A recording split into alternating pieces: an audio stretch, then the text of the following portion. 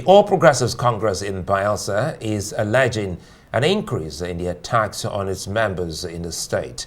At a news conference, the chairman of the party, Dennis Otioto, called on security agencies to investigate attacks on its members in Odi and other parts of Kolokoma-Okpokuma Council area. Some victims of the alleged attacks were also present at the news conference, while others are reported to be receiving treatment in some undisclosed medical facilities. The PDP-led government and their supporters have been systematically orchestrated plans to attack, intimidate, and harass our members and our supporters in the various local government areas, particularly in Kolokoma-Okpokuma local government area, where Doridiri hails from. We are calling on the Commissioner of Police and the Director of SSS in Bayelsa State and the general public to this gruesome act that is going on in Kolokoma-Okpokuma local government area. 3 vehicles drove straight to my house and parked in front of my house. And the next thing I saw, people started coming down. Though I had about 4 or 5 persons that were sitting with me, APC members, that were still seated in my premises with me. They came, and the Bikitin Jongoli came and said, "This is the one who is leading our people to APC." And that was all. They brought out cutlass, sticks, and different match objects and started attacking me. Well, we have Dr. Tokpo Coronation. He's the State Organizing Secretary, APC Bayelsa State, and member APC National Campaign Council, joining us now in the studio. Thanks for coming on News Night. Thank you for having me. Very troubling reports coming from, Rivers, Bayelsa, you name it. In this case, Bayelsa State. You're claiming that violence is on the uptick, and some people are sponsoring or responsible for it. Have you been able to discover or find out exactly who are those sponsoring this violence against your party members? Thank you very much. Clearly, everyone in Bayelsa State and beyond knows the direction where the violence is coming from. The PDP in Bayelsa State is now in panic mode. Initially, they underestimated the popularity and acceptability of our candidate, Chief Timipre Sylva. And they wrote him off. They were making all sorts of noise all over the place that he would not be able to win one local government area.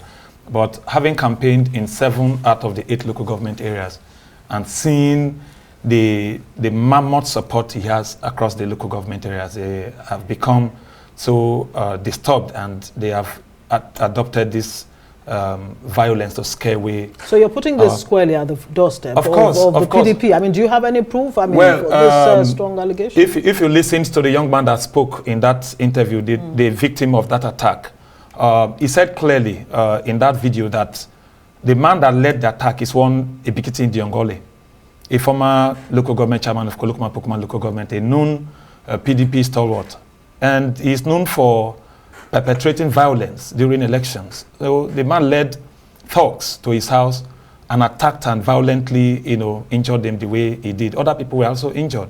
In my community too.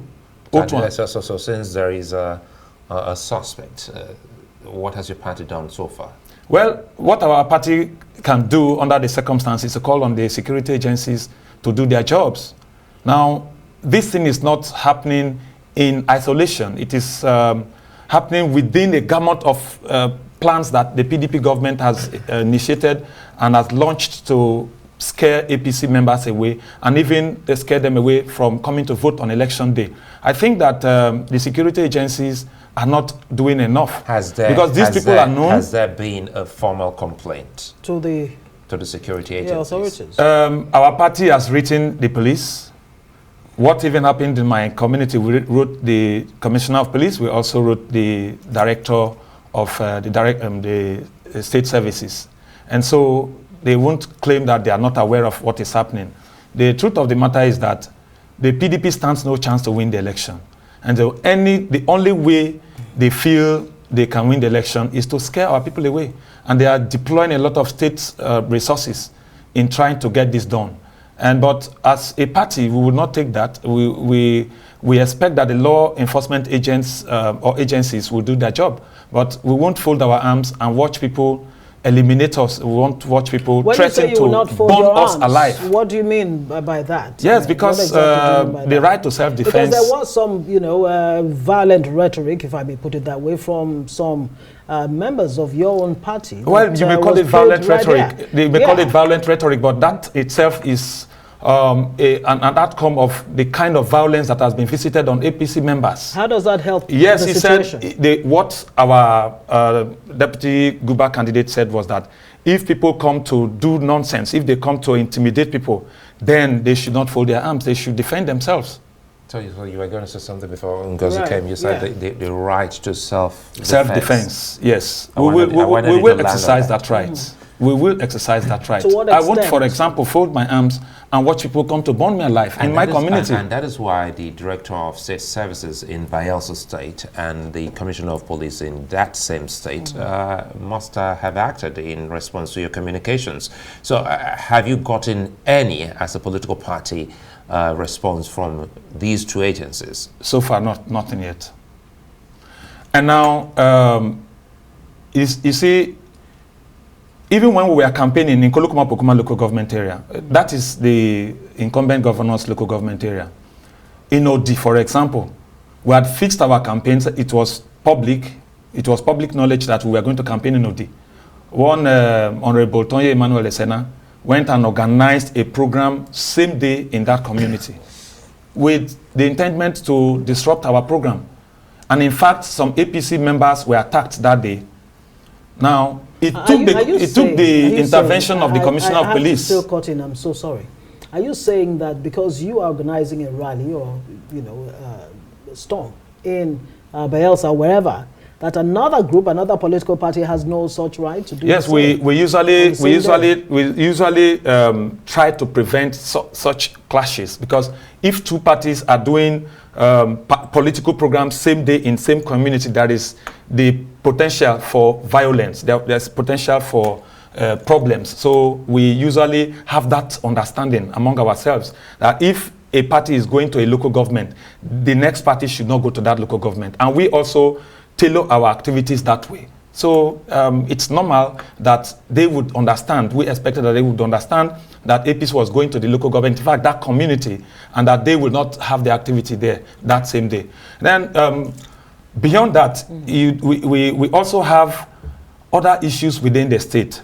Now, we want the federal government agencies like the Economic and Financial Crimes Commission and the ICPC to go into Bayelsa State, because the deployment of state resources in trying to influence election outcome is becoming too much. Now, the PDP is paying five members, five persons from each unit, the sum of 20,000 naira. Then after they pay them, they will go and bring 5 persons from that same unit, and those 5 persons will be paid. They will go and bring another 5 persons. What are they being paid for? They are paid to vote for them. But is there anything wrong in that? It's something that politicians do across... It is wrong. It is vote buying. Excuse me. Are you saying your party hasn't done that? No. We don't even have the resources to do that. Okay. We have not done that. And again, how do you explain to some of the people who see your deputy governorship candidate is an ex-militant who does not fall within those that were given amnesty by the government? Okay. So if he doesn't fall among those that got amnesty, it then means he was convicted and not someone that was clearly forgiven. He was the first militant in the Niger Delta that came out of the creeks. You know, Chief Timipre Sylva initiated the peace movement in Bayelsa State. There was the Niger Delta Peace and Conflict Resolution Committee that was set up by Chief Olusegun Obasanjo. Now, the Bayelsa State government replicated the formation of that committee in the state. Now, that committee went to the creeks and spoke to the militants to, disarm and come out so that they will be reintegrated into society. Great Joshua McIver did not even wait. He came out of the creeks on his own. He called Chief Timipre Sylva, then governor of Bayelsa State, that he was tired of being in the creeks that he wanted to come out and embrace peace. He came out. He was the first person that came out. So Chief Timipre Sylva took him to late President Yar'Adua, and that was where the idea of amnesty was muted and implemented. At the peace park, when the amnesty was... Get amnesty? He did, okay. Clearly. Videos are there, everything is there to show. Before we let you go, I mean, you made very, very serious allegations against the PDP here, that they've been paying some persons 20,000 naira, and you say it's vote buying.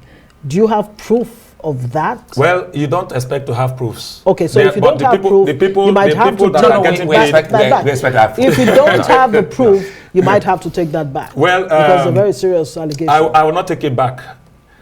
There are people who have received payments who have still returned back to the APC. And they have told us that this is what they were asked to do. And for going to 4 years, they've not benefited anything from government. In other words, you can be liable for that since you say you have it on good authority. Of course, we have it on good authority. So good. We have it on good authority. So that's your word. I would also want to say... we're closing on that. Yeah. That's your word. Let me say this, please. No, that's your word. It's my word. It's not yours. Right. It's my word. 30 now, seconds. 30 seconds.